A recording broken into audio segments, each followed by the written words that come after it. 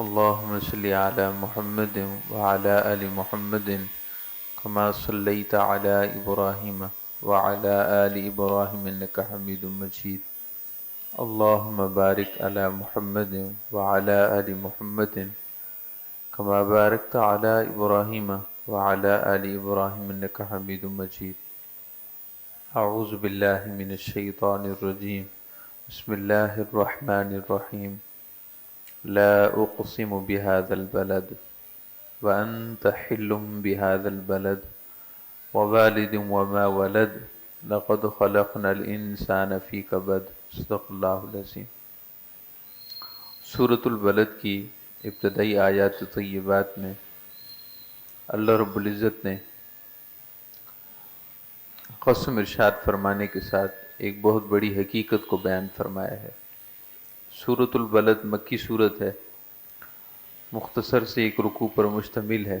اس ایک رکوع میں 20 آیتیں ہیں، اور سورت کے مضمون سے ہی واضح ہے کہ یہ مکی صورت ہے کہ اللہ پاک کا ارشاد ہے کہ میں قسم ارشاد فرماتا ہوں اس مبارک شہر کی، وَأَنْتَ حِلٌّ بِهَذَا الْبَلَدِ،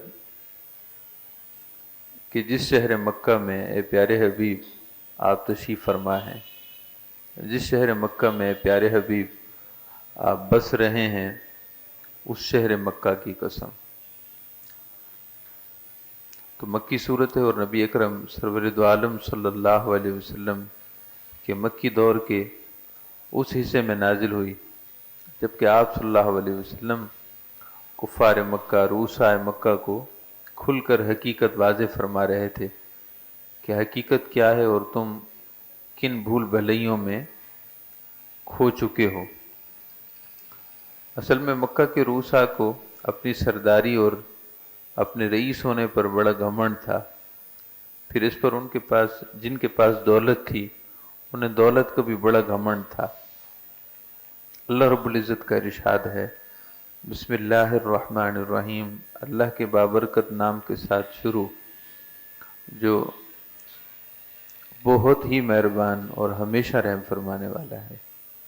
لا اقسم بہذا البلد، میں قسم ارشاد فرماتا ہوں اس شان والے شہر کی. بلد عربی زبان میں شہر کو کہتے ہیں. اس پر الف لام، یہ الف لام تعریف کے لیے ہے. تعریف کا مطلب یہ ہے کہ کسی عام شہر کی قسم ارشاد نہیں فرمائی جا رہی جو کہ غیر معروف ہو. ایک خاص شہر کی قسم ارشاد فرمائی گئی ہے، اور یقیناً وہ شہر شہر مکہ ہے. عربی زبان میں اقسم کا مطلب میں قسم ارشاد فرماتا ہوں. اس سے پہلے کہ لا کا لفظ ہے، لا عام طور پر کئی معنی کے لیے آتا ہے، ان میں ایک نفی کا معنی بھی ہے، لیکن یہ لا نفی کے لیے نہیں ہے بلکہ قسم کو مؤکد کرنے کے لیے ہے. قسم ہوتی ہی مؤکد ہے. جب آپ قسم کے ساتھ کوئی بات کہیں تو اس کا مطلب یہ ہے کہ آپ سامنے والے کو اپنی بات کی اہمیت بتا رہے ہیں. یہ کوئی چھوٹی بات نہیں ہے، ذرا توجہ سے سنو کہ میں قسم کھانے کو تیار ہوں، میں قسم کہہ کر یہ بات کر رہا ہوں، تو یہ بات بہت بڑی بات ہے. تو جس بات میں قسم ہو وہ ویسے ہی مؤکد ہو جاتی ہے. اور پھر اللہ رب العزت نے لفظ لا شروع میں ارشاد فرمایا تو قسم اور زیادہ مؤکد ہو گئی، یعنی بات بڑی قابل اہم ہے. اے قرآن سننے والو، اگر میں کوئی بات ارشاد فرماؤں تو وہ ویسے ہی توجہ کے قابل ہے. دیکھو میں قسم کے ساتھ ارشاد فرما رہا ہوں اور قسم بھی مؤکد ہے. لا اقسم بہذا البلد، میں قسم ارشاد فرماتا ہوں اس مبارک شہر کی، وَأَنْتَ حِلٌّ بِهَذَا الْبَلَدِ، اس شان والے شہر کی کہ اے پیارے حبیب جس کی شان کو 4 چاند لگ گئے کہ آپ اس میں تشریف فرما ہے. یہ آپ کا شہر مولد ہے. نبی اکرم صلی اللہ علیہ وسلم کو دونوں شہروں کے ساتھ نسبت ہے. مکہ شریف کو بھی حضور کے ساتھ نسبت ہے، لہذا مکہ بھی مبارک ہوا، اور مدینہ طیبہ بھی حضور کے ساتھ نسبت رکھتا ہے، لہذا وہ شہر بھی مبارک ہوا. یاد رہے کہ ہمارا عقیدہ ہے، تمام اہل محبت کا عقیدہ ہے اور اس میں کسی مکتبہ فکر کا اختلاف نہیں سوائے چند ضدی اور ہٹ درم لوگوں کے، کہ آپ صلی اللہ علیہ وسلم کو شہر مکہ کی وجہ سے برکتیں نہیں ملیں، بلکہ حضور کی وجہ سے شہر مکہ کو برکتیں ملی ہیں۔ ایسے ہی مدینہ طیبہ، یقیناً بالیقین وہ بات تو واضح ہی ہے کہ مدینہ طیبہ کو آپ صلی اللہ علیہ وسلم کی برکتیں ملی ہیں، نہ کہ بات اس کے الٹ ہے۔ اور یہ معنی اور یہ عقیدہ، یہ اعتقاد قرآن کی اس آیت سے، سورۃ البلد کی آیت سے واضح ہے کہ وَأَنْتَ حِلٌّ بِهَذَا الْبَلَدِ، یہ جملہ حال ہے، البلد ذوالحال ہے اور اس کا حال ہے، جس کا مطلب یہ بنتا ہے کہ یوں تو شہر مکہ کو ہم نے کئی شانیں دی ہیں، شہر مکہ کی یوں تو بہت سی شانیں ہیں۔ سورہ چوتھے سپارے کے شروع میں اللہ رب العزت نے شہر مکہ کے بارے میں ارشاد فرمائے کہ سب سے پہلے زمین پر اللہ کی عبادت کے لیے جو گھر بنایا گیا تاکہ لوگ اللہ کی عبادت کریں، وہ شہر مکہ میں اللہ کا گھر ہے۔ بِبَکَّةَ مُبَارَكًا وَهُدًى لِّلْعَالَمِينَ،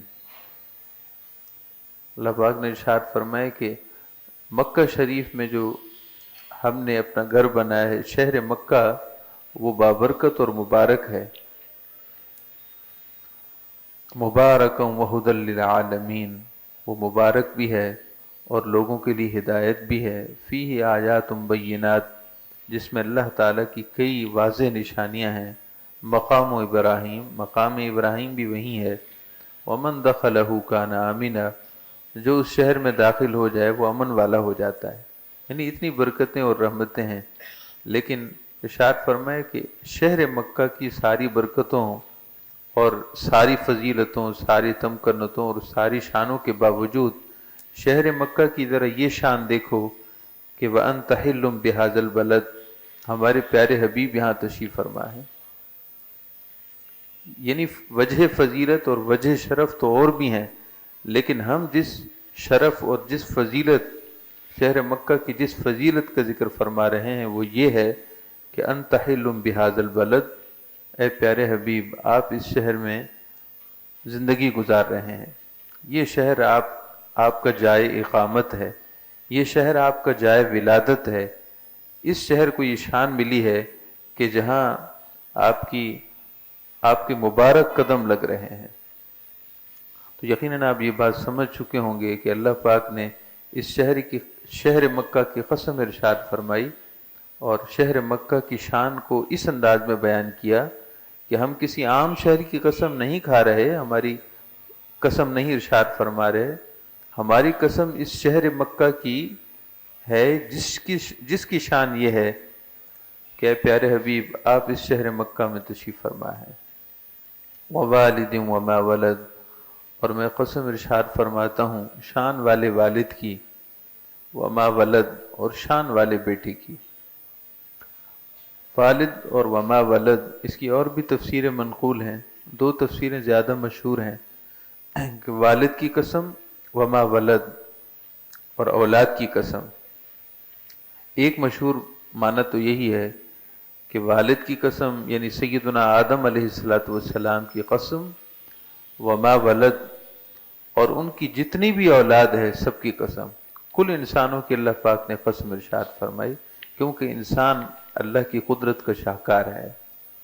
انسان اللہ تعالیٰ کی مخلوق میں یہ وہ خلق ہے، یہ وہ مخلوق ہے جو اللہ کی قدرت کا شاہکار ہے۔ اللہ تعالیٰ نے اسے اشرف المخلوقات بنایا اور اپنی معرفت کے لیے اس کو منتخب فرمایا۔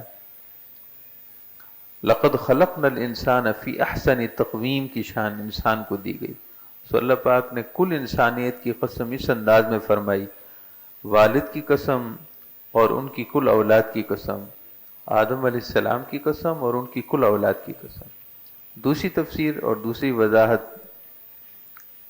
آیت کے اس حصے کی، آیت کی یہ ہے، والد سے مراد تو آدم علیہ السلام ہی ہیں، اور ما ولد سے مراد حضور صلی اللہ علیہ وسلم ہے۔ تو معنی یہ ہوگا کہ شان والے والد کی قسم اور شان والی اولاد، یعنی ہمارے پیارے حبیب صلی اللہ علیہ وسلم کی قسم۔ تو اس طرح تین قسمیں ہو گئیں، شہر مکہ کی قسم، والد کی قسم، اور وما ولد کی قسم۔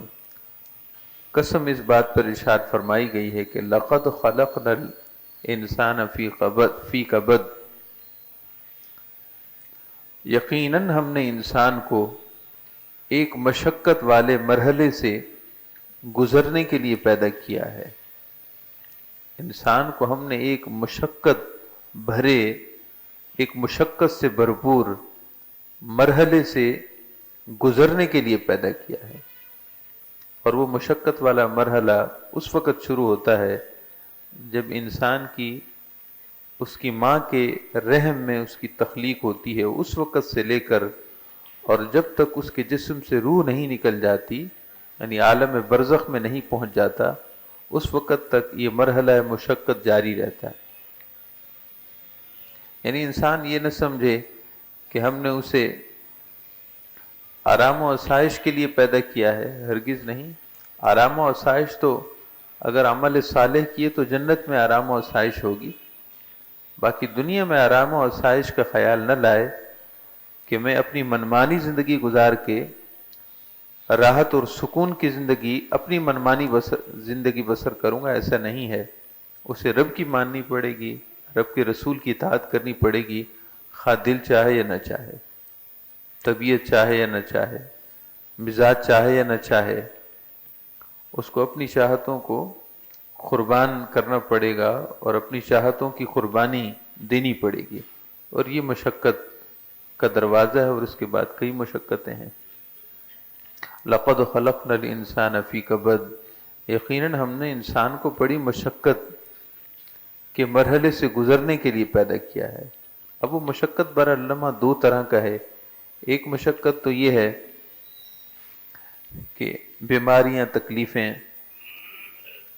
کبھی معاشی تنگی، کبھی معاشرتی پریشانیاں، کبھی اچانک سے تکالیف اور مصائب کا آ جانا، ناگہانی حادثات ہو جانا، اللہ نہ کرے، اس طرح کی مختلف پریشانیاں۔ ایک تو مشقت بھرا لمحہ یہ ہے، یعنی آپ کسی شخص کے بارے میں نہیں سنیں گے کہ اس کے پاس پیسہ زیادہ ہے تو پریشانیاں اس کے پاس نہیں ہیں، کیونکہ پریشانی ہر ایک کے ساتھ ہیں، کسی کے ساتھ زیادہ، کسی کے ساتھ کم۔ پھر پریشانیوں کی نوعیت مختلف ہے، کوئی جسمانی بیمار ہے، کوئی روحانی بیمار ہے، کسی کو ذہنی کوئی پریشانی ہے، تو یہ ہر انسان کے ساتھ لگا ہوا ہے معاملہ۔ دوسرا مرحلہ مشقت یہ ہے جو روحانی مشقت ہے کہ اے انسانوں، تمہیں اس لیے پیدا نہیں کیا گیا کہ تم اپنی خواہش نفس پوری کرتے رہو، ہرگز نہیں۔ تمہیں اللہ رب العزت کی رضا جوئی کے لیے اپنی خواہشات کی قربانیاں پیش کرنی پڑیں گی، خواہش کی قربانی کی مشقت سے تمہیں گزرنا ہوگا۔ تو یہ دونوں طرحوں کے مرحلے سے گزرنا ہے۔ اگر وہ صاحب ایمان ہے تو اسے خواہش نفس کی قربانی دے کر اللہ رب العزت کی معرفت حاصل کرنی ہے، یہ اس کا مقصد ہے۔ اور اگر اس سے ماورا ہو کر دیگر مشقتوں کو دیکھا جائے تو وہ مشقتیں ہر انسان کے ساتھ ہیں، خواہ وہ ان مشقتوں کو چاہتا ہو یا نہ چاہتا ہو، بہرحال بیماری، تکلیف، پریشانی یہ تو ساتھ ساتھ ہیں۔ لقد خلقنا الانسان فی کبد، یقیناً ہم نے انسان کو ایک مشقت کے مرحلے سے گزرنے کے لیے پیدا کیا ہے۔ اَیَحْسَبُ أَن لَّن يَقْدِرَ عَلَیْهِ أَحَدٌ، کیا اس نے یہ سمجھ لیا ہے کہ اس پر کسی کا بس نہیں چلے گا؟ کیا اس نے یہ سمجھ لیا ہے کہ اس پر کوئی گرفت نہیں کرے گا، اس پر کسی کا غلبہ نہیں ہے، یا اس سے بڑا کوئی طاقتور نہیں ہے؟ کیا اس نے یہ سمجھ لیا ہے؟ حالانکہ لمحہ لمحہ وہ پانی کے بلبلے کی طرح ہے، ہم ہی اسے چلا رہے ہیں۔ انسان اپنی صلاحیتوں کی وجہ سے یہ سمجھ بیٹھا ہے کہ اللہ یقدر علیہ احد، کہیں وہ یہ سمجھ بیٹھا ہے کہ اس پر کسی کا بس نہیں چلے گا، حالانکہ اس کے لمحے لمحے اگر ہماری قدرت اور توفیق شامل حال نہ ہو تو وہ پانی کے بلبلی کی طرح یک لخت ختم ہو جائے اور اس کا وجود ہوا میں بکھر جائے، اس کی کوئی حیثیت ہی نہ ہو۔ پانی کے بلبلے کی کیا حیثیت ہے؟ لمحے کی دیر ہوتی ہے، انسان کہیں سے کہیں پہنچتا ہے، لمحے کی دیر ہوتی ہے، انسان کہیں سے کہیں پہنچتا ہے، حالانکہ وہ سمجھ رہا ہوتا ہے کہ میرے پاس تو بڑے وسائل ہیں۔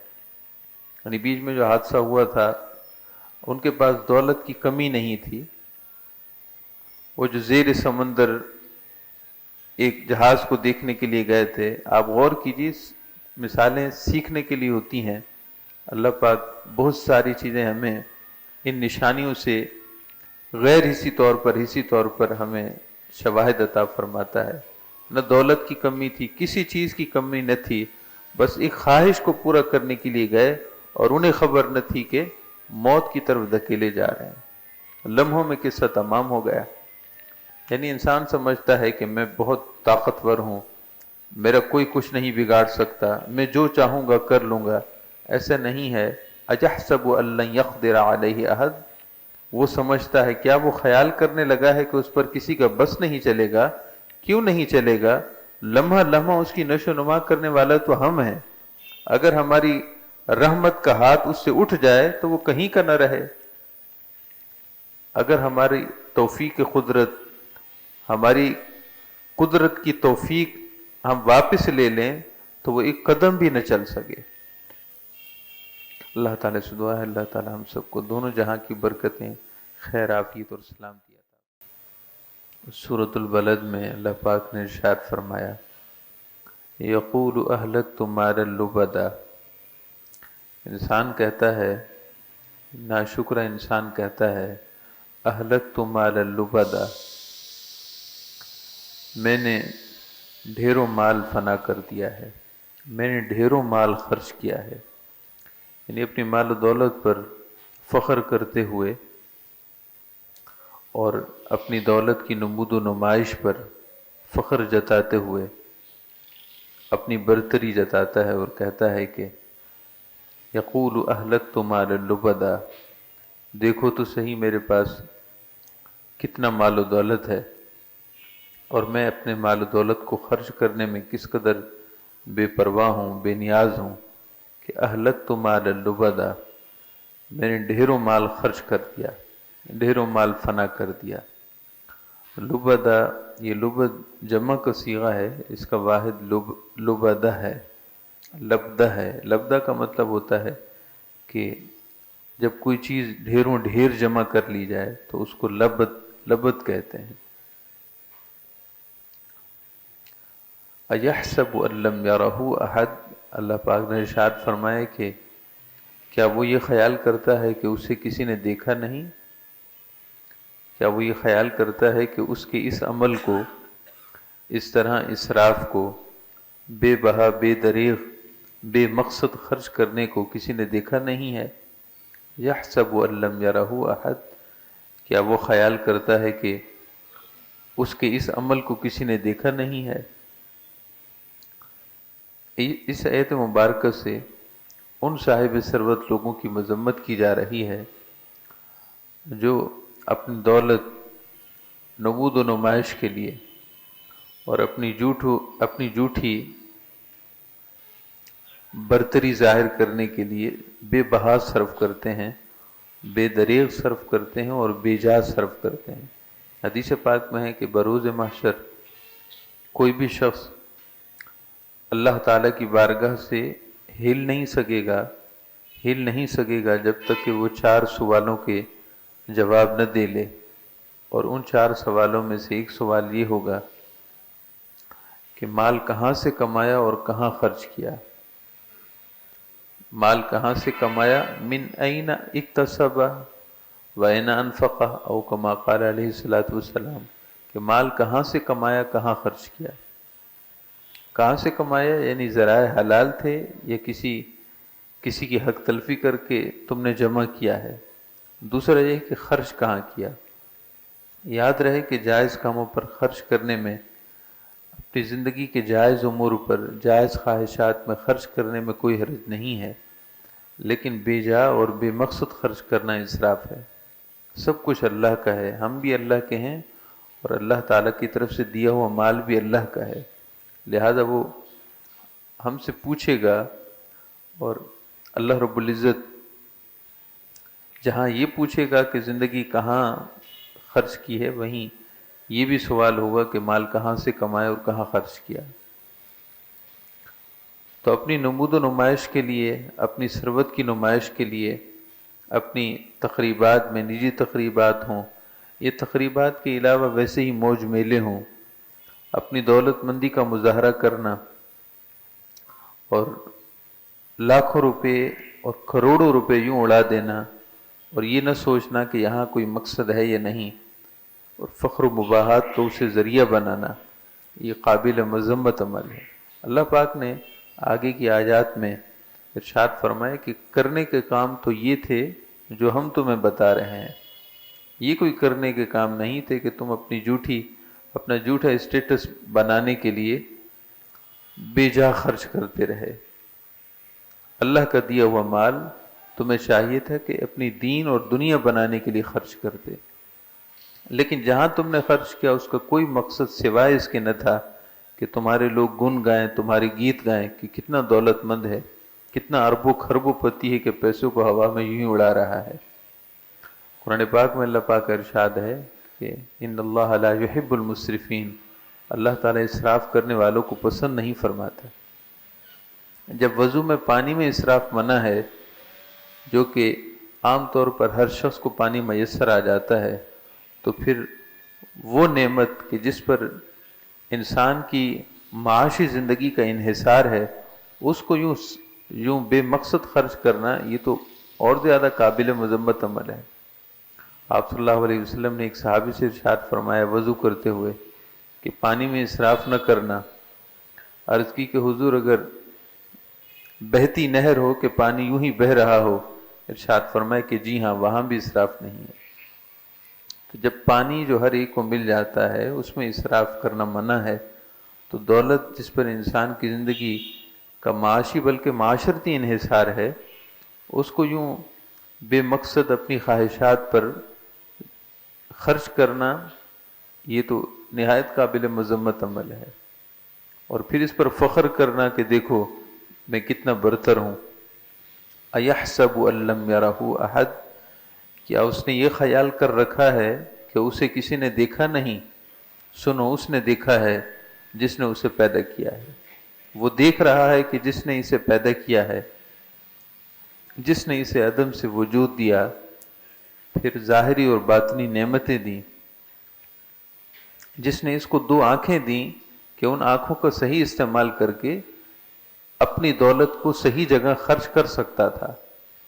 وہ اللہ جس نے اس کو زبان دی کہ اس زبان کا استعمال کر کے ان لوگوں کے جو پریشان حال ہیں خود بھی ان کی مدد کر سکتا تھا، اور اپنی زبان کا استعمال کر کے لوگوں کو بھی ترغیب دلا سکتا تھا۔ أَلَمْ نَجْعَلْ لَهُ عَيْنَيْنِ، کیا ہم نے انسان کی دو آنکھیں نہیں بنائیں؟ وَلِسَانًا، کیا ہم نے اس کو زبان عطا نہیں کی؟ وَشَفَتَيْن، کیا ہم نے اس کی دو ہونٹ نہیں بنائے؟ اندازہ کیجئے کہ یوں تو سر سے لے کر پاؤں تک سارے اعضاء ہی اللہ پاک نے پیدا کیے ہیں، لیکن اللہ تعالیٰ نے آنکھوں کا ذکر فرمایا ہے اور ہونٹوں اور زبان کا ذکر فرمایا ہے۔ آنکھوں کا ذکر اس لیے فرمایا کہ وہ آنکھیں کھولے اور دیکھے، معاشرے کی طرف نظر دوڑائے کہ لوگ کتنے پریشانی میں ہیں، لوگ کتنی تنگ دستی میں ہیں، لوگ کہاں حاجت مند ہیں، کہاں پریشان حال ہیں، بجائے اس کے کہ اپنی جھوٹے نمو پر خرچ کرنے کی اگر ان غریبوں پر خرچ کرتا، پریشان حالوں پر خرچ کرتا، تو اس کا دین کا بھی نفع تھا، دنیا کا بھی نفع تھا۔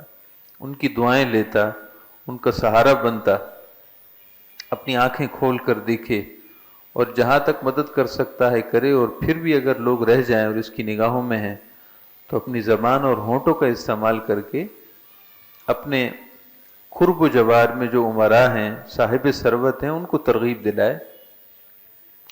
یحض علی طعام المسکین، اور لوگوں کو ترغیب دلائے کہ بھائی ادھر بھی دیکھو، یہ بھی پریشان حال ہے۔ الم نجعل لہ عینین، کیا ہم نے نہیں بنائی اس کے لیے دو آنکھیں کہ ان کا استعمال کرے؟ ولسانا وشفتین، زبان اور دو ہونٹ، وہدیناہ النجدین، اور ہم نے اسے دکھا دیے دو نمایاں راستے. ایک طرف ظاہری باطنی قوتیں بھی دیں کہ خود بھی مشاہدہ کرے، پھر ہم نے اپنے انبیاء اور رسولوں کا سلسلہ جاری رکھا حتیٰ کہ نبی آخر زماں علی صاحب الصلاۃ والسلام تشریف لے آئے. ہم نے کتابیں اتاری اور پھر آخری کتاب قرآن مجید اتاری تاکہ ہم صحیح راستہ واضح کر دیں کہ یہ راستہ حق کا ہے اور حق کی طرف جاتا ہے، یہ راستہ باطل کا ہے اور باطل کی طرف جاتا ہے. نجدین تثنیہ کا صیغہ ہے. نجد عربی زبان میں وہ راستہ جو کسی بلند سطح پر ہو اور بالکل واضح دکھائی دے رہا ہو، کھلی آنکھ کے ساتھ جو راستہ دکھائی دے اس کو نجد کہتے ہیں. ارشاد فرمائے کہ وَہَدَيْنَاهُ النَّجْدَيْنِ، ہم نے راہ حق اور راہ باطل کو مخفی نہیں رکھا، مبہم نہیں چھوڑا.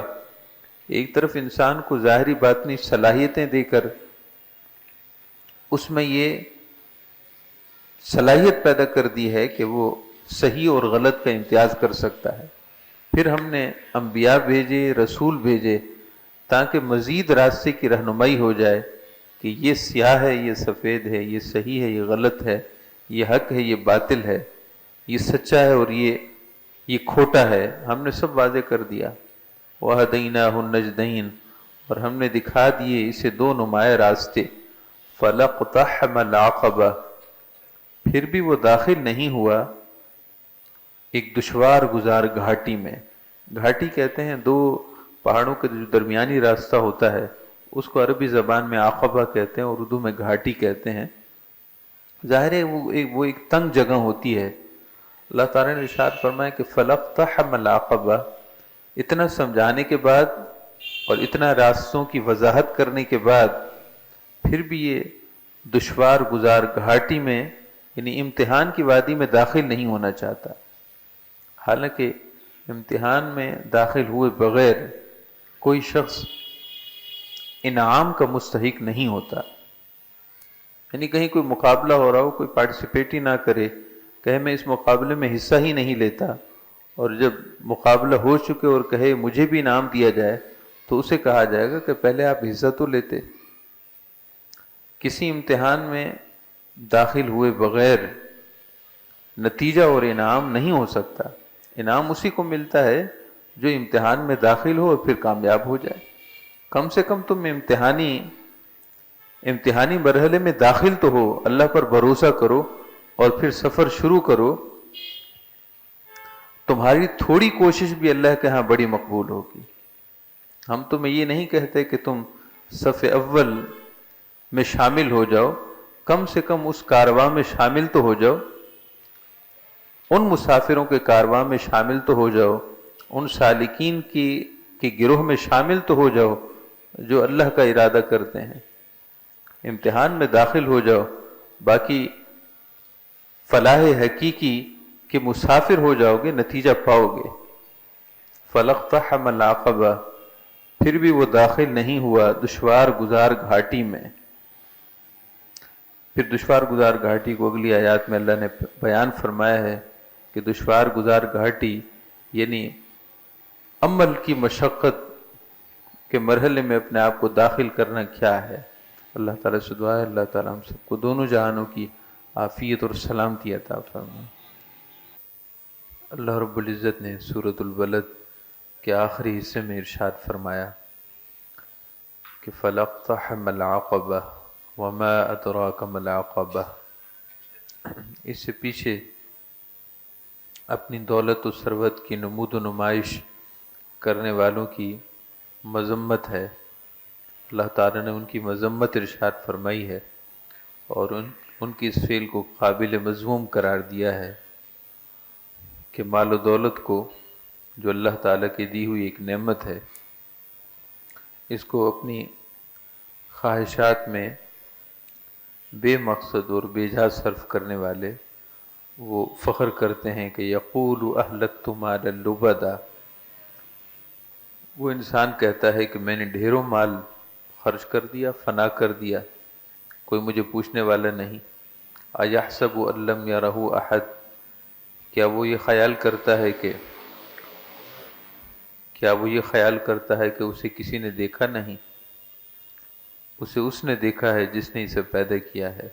الم نجعل لہ عینین ولسانا وشفتین، اسے دیکھنا چاہیے تھا کہ یہ دولت جو اس نے بے مقصد خرچ کی ہے، اس کو با مقصد خرچ کیا جا سکتا تھا۔ معاشرے کے بے سہارا یتیم، مساکین اور پریشان حال لوگوں کی پریشانیاں دور کی جا سکتی تھیں۔ یوں بے مقصد خرچ کرنے سے کچھ حاصل نہ ہوا سوائے اس کی کہ تکبر پیدا ہوا ہے، اور یہ تو شیطان کا فعل ہے۔ الم نجعل لہ عینین، کیا ہم نے اسے دو آنکھیں نہیں دیں، ولسانا وشفتین، زبان اور دو ہونٹ نہیں دیے، کہ آنکھوں سے دیکھتا کہ خرچ کہاں کرنا چاہیے، خود بھی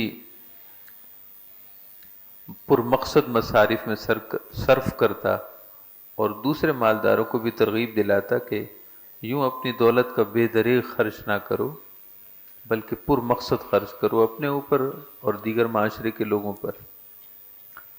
فلاقتحم العقبہ، پھر وہ داخل ہی نہیں ہوا مشقت والی گھاٹی میں، اس کے باوجود انسان داخل ہی نہیں ہوا مشقت والی گھاٹی میں۔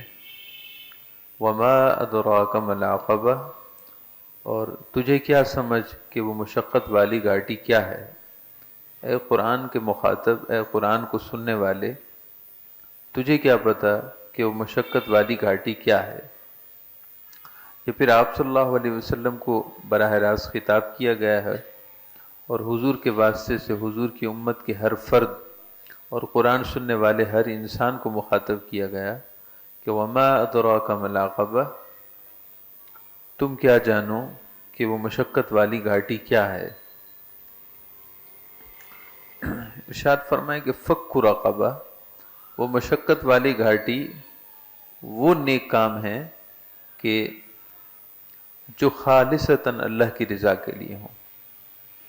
مشقت والی گھاٹی اور مشقت اور محنت والا کام صرف نیکی کرنا نہیں، بلکہ نیکی کو پرخلوص انداز میں اول سے آخر تک پرخلوص کرنا، اللہ کی رضا کے لیے کرنا، یہ مشقت والا کام ہے، اور یہ اللہ کے ولیوں کی نشانی ہوتی ہے۔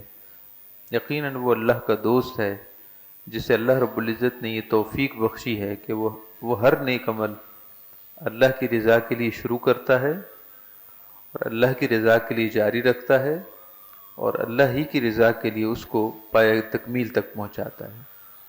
اب چند پرخلوص کاموں کا اللہ پاک نے ذکر فرمایا۔ فک رقبہ، اس دولت مند کو کہ جس نے بے جا اپنی دولت خرچ کی، اسے چاہیے تھا کہ وہ اپنی دولت یہاں خرچ کرتا۔ فک رقبہ، غلاموں کو آزاد کرتا، وہ غلام اور وہ بانیاں جو دوسروں کے دست سے نگر ہیں، ان کو خرید کر کے ان کو آزاد کرتا تاکہ وہ آزاد زندگی گزار سکتے۔ ہمارے دور میں اس قسم کی غلامی کا کوئی دور نہیں ہے، اس سے پہلے تھا۔ او اطعام فی یوم ذی مسغبہ، یا اس وقت جب کہ لوگوں کو خورد و نوش کی چیزوں کی قلت درپیش ہو، اس زمانے میں اور اس وقت میں لوگوں کو کھانا کھلانا، لوگوں کی ضرورت پوری کرنا، انہیں چاہیے تھا کہ یہاں خرچ کرتے۔ یہ مشقت والا کام تھا جس میں اللہ کے ہاں بڑا درجہ ہے۔ او اطعام فی یوم ذی مسغبہ، یا پھر وہ کام مشقت والا کام، وہ دشوار گزار گھاٹی یہ ہے کہ جب غذائی اجناس کی کمی ہو، کھانے پینے کی سامان کی قلت ہو، اس وقت لوگوں کی ضرورت لوگوں کو مہیا کرنا ہے۔ یتیما ذا مقربہ، خاص طور پر اپنا وہ یتیم، اپنا وہ رشتہ دار جو یتیم ہے۔ او مسکین ذا متربہ، یا وہ مسکین جس کے پاس کچھ بھی نہیں مگر وہ اللہ کی رضا پر راضی ہے، خاک نشیں ہے، یعنی اس قدر پریشان حال اور ضروریات زندگی سے اس قدر محروم ہے کہ زمین کے ساتھ مل گیا ہے۔ مسکین ذا متربہ، وہ خاک نشیں مسکین کہ جس کے پاس کچھ نہ ہو۔ آیت کے ان حصوں پر بڑی توجہ کی ضرورت ہے۔ اللہ رب العزت نے 4 چیزوں کا ذکر فرمایا اور فرمایا کہ کٹھن راستہ یہ تھا جہاں چلنے والے کو چلنا چاہیے تھا، مشکل راستہ تھا یہ، یہاں داخل ہونا ضروری تھا اس امتحان کی وادی میں، لیکن وہ داخل نہیں ہوا۔ وہ مشکل راستہ کیا ہے؟ اللہ تعالیٰ نے 4 چیزوں کا ذکر فرمایا۔ ایک یہ کہ غلام آزاد کرنا، دوسرا یہ ہے کہ خورد و نوش کی چیزوں، کھانے پینے کی چیزوں کی جب قلت ہو، فقر، جب قحط سالی ہو جائے اور کھانے پینے کی غذائی اجناس مہیا نہ ہوں، اس وقت لوگوں تک پہنچانا، یتیما ذا مقربہ، اور اپنے قریبی رشتہ دار یتیم پر خرچ کرنا، اور مسکین ذا متربہ، یا اس مسکین پر جو سفید پوشی کی چادر اوڑھے ہوئے زمین کے ساتھ مل گیا ہے، نہ کسی سے سوال کرتا ہے، نہ اپنی ضرورت پوری کر سکتا ہے، نہ دوسرے سے سوال کر سکتا ہے۔ ان 4 کاموں کو اللہ تعالی نے دشوار گزار گھاٹی اس لیے ارشاد فرمایا ہے کہ غلاموں کو آزاد کرنے پر ظاہر غلام کچھ دیں گے تو نہیں، اگر کسی ایسے شخص پر احسان کیا جائے جو خود صاحب ثروت ہو تو ایک امید سی ہوتی ہے کہ احسان کا بدلہ دنیا میں احسان سے ملے گا۔ جیسا کہ کاروباری ذہن ہوتا ہے ہمارا، کسی کے ساتھ اچھا تب کرتے ہیں جب دنیا میں اس کی طرف سے اچھائی کی امید ہو، اور اگر دنیا میں اس کی طرف سے اچھائی کی امید نہ ہو تو ہم نہیں کرتے۔ تو یہ خلوص کی کمی ہوتی ہے کہ نیکی میں خالصیت اور رضا الہی نہیں ہے۔ تو غلاموں کو آزاد کرنا، کنیزوں کو آزاد کرنا اس لیے مشقت والا کام ہے کہ اس میں خلوص زندہ رہتا ہے۔ یہ امید ہی نہیں ہوتی کہ یہ نہتہ کمزور دست نگر جو دوسروں کے دست نگر پر جس نے زندگی گزاری، آج اگر اس کو آزاد کر بھی دیا جائے تو کل کیا کچھ مجھے دے گا، کوئی امید نہیں ہوتی۔ بس امید اللہ کی طرف ہوتی ہے تو خالصیت قائم رہتی ہے۔ دوسرا یہ ہے کہ قحط سالی میں جب کہ خورد و نوش کی کمی ہو، اس وقت لوگوں کی ضرورت پوری کرنا یہ ہمت والا کام ہے، یہ عزم الامور سے ہے، ہمت والا کام ہے۔ عام دنوں میں تو بہت سے لوگ راشن بانٹتے ہیں، جب خوشحالی کے دن ہو تو سبھی لوگ بانٹ رہے ہوتے ہیں، اور اس میں دیکھا دیکھی میں بھی بعض دفعہ انسان بہاؤ میں بہہ جاتا ہے۔ لیکن جب خورد و نوش کی قلت ہو، اس وقت جب خرچ کیا جاتا ہے تو خود اس خرچ کرنے والے کو بھی ایک طرح سے ایک مشقت سے گزرنا پڑتا ہے کہ نہ جانے اگلے دن کیسے آئیں۔ تو جب وہ قحط سالی کے دنوں میں خرچ کرے گا تو بھی خلوص زندہ رہنے کے امکانات زیادہ ہیں بجائے عام دنوں کے۔ عام دنوں میں خرچ کرنے والے بہت سے ہوتے ہیں تو ریا کا دخل آ جاتا ہے، لیکن جب قحط سالی کے دن ہوں اور ہر ایک کو ضرورت ہو، اس وقت ضرورت مندوں کی کفالت کرنا یہ ہمت والا کام ہے، اس لیے کہ اس میں خلوص زندہ رہنے کے امکانات زیادہ ہیں۔ ایسے ہی رشتہ داروں پر خرچ کرنا، عام لوگوں کی بنسبت رشتہ داروں پر خرچ کرنا، اس میں ہمت زیادہ اٹھانی پڑتی ہے، کیونکہ رشتہ داروں کے ساتھ عام طور پر یہی سمجھا جاتا ہے کہ رشتہ دار نیکی کا کبھی احسان کو احسان نہیں سمجھتا، ایک فطری سا امر ہے۔ اور دوسرے دیکھنے والے بھی جب دیکھتے ہیں کہ اس نے رشتہ دار پر خرچ کیا ہے تو کوئی قابل تحسین لفظوں میں یاد نہیں کرتا کہ ٹھیک ہے رشتہ دار ہے، اس کا حق بنتا تھا۔ آپ اس بات کو سمجھیے کہ کسی غیر رشتہ دار پر جو رشتہ دار نہ ہو اس پر خرچ کرنا آسان ہے، کیونکہ وہ داد بھی دیتا ہے، تحسین بھی کرتا ہے، تعریف بھی کرتا ہے اور گن بھی گاتا ہے۔ لیکن رشتہ دار سے ان چیزوں کی نہ امید ہوتی ہے اور نہ رشتہ داروں میں اس طرح کی صورتحال ہوتی ہے، اور دوسرا کوئی دیکھ بھی رہا ہو، اس کو پتہ بھی چل جائے تو وہ بھی یہ تعریف نہیں کرے گا کہ رشتہ دار پر خرچ کیا ہے، رشتہ دار تھا، خرچ کرنا چاہیے تھا۔ تو جب ایسا شخص اپنے قریبی رشتہ دار، یتیم وغیرہ پر خرچ کرے گا تو سب طرف سے اس کی آس امید ٹوٹ کر اللہ کی طرف جڑ جائے گی کہ اللہ میں نے کیا ہے تو تیرے لیے کیا ہے۔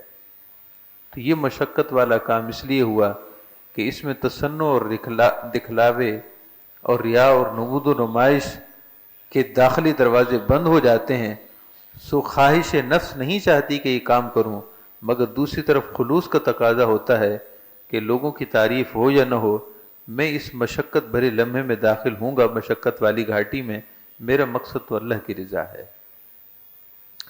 ایسے ہی خاک نشین مسکین، سفید پوش مسکین، گداگروں کو دیا جائے تو گداگر تو ترانے بھی پڑھتے ہیں، عام گداگر جو پروفیشنل گداگر عام طور پر جو مانگنے والے ہوتے ہیں، جن کا کام ہی مانگنا ہے،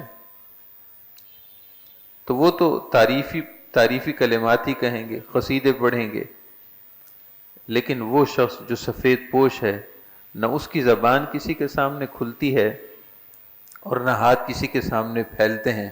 ارشاد فرمائے اس پر خرچ کرو کہ اگر تم اس پر خرچ کرو گے تو شیطان اور خواہش نفس تمہیں یوں نہیں گھیرے گی کہ مسکین نے تو تعریف ہی نہیں کی، کیونکہ جب اس کی زبان کھلی نہیں ہے مانگنے کے لیے تو دینے کے بعد کب وہ لوگوں کے سامنے کہے گا کہ مجھ پر فلاں نے احسان کیا ہے؟ سفید پوشی ختم ہو جائے گی۔ ارشاد فرمائے میرے بندو، ہمت والے کام کرو، سب پر خرچ کرو، لیکن اگر خلوص کو زندہ رکھنا ہے، اگر خلوص والے کام کرو گے تو بہت اچھا ہے۔ یہ ہمت والی مشقت والی گھاٹی ہے۔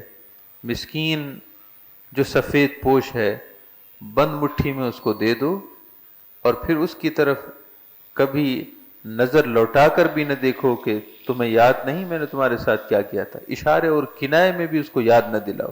یہ ہمت والا کام ہے۔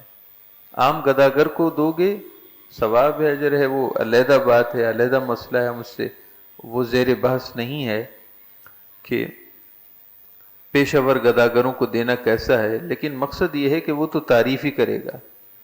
تمہیں اللہ تعالیٰ کی تعریف کرنی چاہیے اور اللہ تعالیٰ سے خیر کے متلاشی رہو۔ ارشاد باری تعالیٰ ہے، پھر وہ داخل ہی نہیں ہوا عمل خیر کی گھاٹی میں، حالانکہ اسے داخل ہونا چاہیے تھا۔ اور مشقت والی گھاٹی یہ ہے غلاموں کو آزاد کرنا، تنگی قلت خوراک خوردنوش کی قلت کے دنوں میں لوگوں پر خرچ کرنا، ضرورت پوری کرنا، یتیماً ذا مقربہ، خاص طور پر اس یتیم کی ضرورت پوری کرنا جو رشتہ دار ہے، اور اس مسکین کی مدد کرنا جو ضروریات زندگی کے یکسر نہ ہونے کی وجہ سے زمین میں مل گیا ہے، مٹی کے ساتھ مٹی ہو گیا ہے۔ ثم کان من الذین آمنوا، پھر وہ ایمان والوں سے بھی ہونا چاہیے۔ ایمان تو بنیادی شرط ہے۔ یہ سارے کام مشقت والے ہیں اور اس کا اجر و ثواب ہے، لیکن شرط یہ ہے کہ ثم کان من الذین آمنوا، وہ ایمان والوں سے ہو، اور وہ لوگ، وہ خوش نصیب، وتواصوا بالصبر، جو خود بھی صبر کرتے ہیں اور دوسرے پریشان حالوں کو بھی صبر کی تلقین کرتے ہیں، دوسروں کو صبر اور حوصلہ دیتے ہیں۔ وتواصوا بالمرحمہ، خود بھی لوگوں کے ساتھ خیر خواہ ہیں اور ایک دوسرے کو بھی خیر خواہی کی ترغیب دلاتے ہیں کہ ہر ایک کا اچھا کرو، اچھا سوچو۔ آیت پر غور کیجئے، وتواصوا بالصبر، مسلم معاشرے کی شان بیان ہو رہی ہے۔ وتواصوا بالصبر، اور وہ خوش نصیب، وہ سعادت مند جو ایک دوسرے کو صبر کی تلقین کرتے ہیں۔ ظاہر صبر کرنے والا خود ہوگا تو لوگوں کو صبر کی تلقین کرے گا۔ وتواصوا بالمرحمہ، اور وہ ایک دوسرے کو خیر خواہی کی ترغیب دلاتے ہیں۔ اولئک اصحاب المیمنہ، یہی لوگ ہیں جنہیں قیامت کے دن سیدھے ہاتھ میں نامہ عمل ملے گا۔ والذین کفروا، اور جنہوں نے کفر کیا ہماری آیتوں کا، کفروا بآیاتنا، جنہوں نے ہماری آیتوں کا انکار کیا، ہماری آیتوں کے ساتھ کفر کیا، ہم اصحاب المشأمہ، قیامت کے دن وہ بائیں ہاتھ والے ہوں گے، یعنی ان کا نام عمل انہیں بائیں ہاتھ میں، الٹے ہاتھ میں ملے گا۔ علیہم نار مؤصدہ، اور ان پر آگ چھائی ہوئی ہوگی۔ مؤصدہ کا مطلب ہوتا ہے ارصدت الباب اغلقتہ، ایک شخص اگر کسی کو کمرے میں بند کر دے اور دروازہ باہر سے مکمل بند کر دے تو کہا جاتا ہے کہ ارصدت الباب۔ تو اللہ پاک نے ارشاد فرمایا علیہم نار مؤصدہ، انہیں دوزخ میں پھینک دیا جائے گا اور بند کر دیا جائے گا کہ نکلنے کی کوئی گنجائش یا نکلنے کی کوئی امید ہی باقی نہ رہے۔ اللہ تعالیٰ سے دعا ہے اللہ تعالیٰ ہم سب کو اپنے پیارے اور نیک بندوں کا واسطہ نیک بنا دے۔ اللہ تعالیٰ ہمیں ظاہری اور باطنی ایمان، اسلام اور یقین عطا فرمائے۔